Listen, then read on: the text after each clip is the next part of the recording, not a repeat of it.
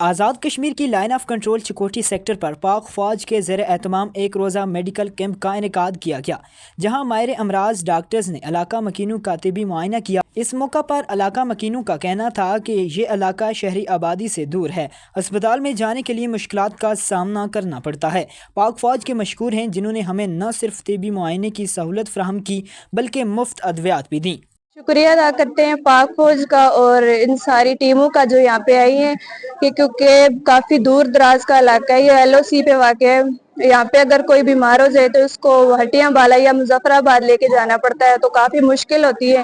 یہ میرا خیال ہے یہ خود ہی بتا رہا ہے کہ اس کا کیا ہے، کیا فضیلت ہے، چونکہ بہت دور دراز علاقہ ہے۔ LOC کی بالکل ہم 0 پوائنٹ پہ اس وقت کھڑے ہیں۔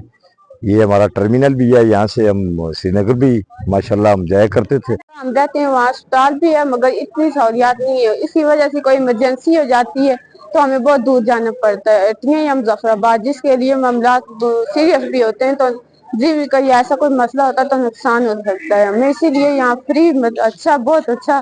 علاج، اسی لیے ہمیں پتہ چلا کہ یہاں علاج ہو رہا ہے، مطلب کہ فری اچھی دوائیاں مل رہی ہیں، تو اسی وجہ سے ہمیں بولے چلی جائیں، ہٹیاں جاتی ہیں یا مظفر آباد جاتے ہیں، ہمیں بہت مشکل ہو جاتی ہے۔ میڈیکل کیمپ میں 22,000 سے زائد بچوں، مرد و خواتین کا طبی معائنے کے ساتھ ساتھ پاک فوج کی جانب سے مفت ادویات بھی فراہم کی گئیں، جبکہ بیماریوں کی تشخیص پر متعدد مریضوں کو اسپتال بھی ریفر کیا گیا۔